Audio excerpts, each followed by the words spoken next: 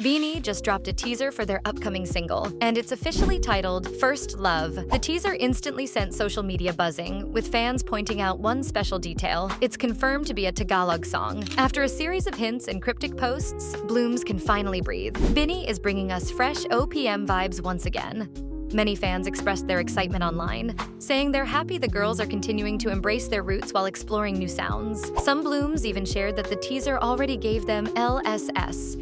Even the full track isn't even out yet. With First Love, expectations are sky high. From the title alone, it sounds like BINI is ready to deliver another heartfelt anthem that will resonate with fans everywhere.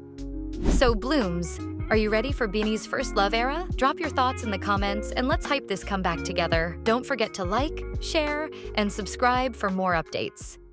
First love, kinikilig pang magkasama, araw-gabi naalala. Sana you could be my first love. You could be my first love.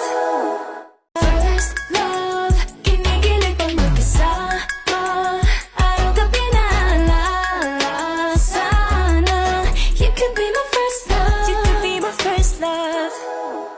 First love, kinikilig pang magkasama, araw-gabi naalala. Sana you could be my first love. You could be my first love. May Tagalog song na rin sa wakas. Yes, yes, yes. Ang tagal na natin nag-aantay ng ganyan, guys. Thank you, BINI. Thank you, management. Thank you dahil binigyan nyo kami ng Tagalog songs finally. Though may Shaggy din, hindi naman kasi talaga siya yung masasabi mong full Tagalog. Kaya salamat, nagkakaroon ng tala-arawad vibes na yun talaga yung tumatak sa isip ko. Though maganda rin naman yung BINI-verse, pero wala, iba pa rin taga-Tagalog. Grabe. Ano masasabi niyo, Blooms? Let me know in the comments, tara, kwentuhan tayo.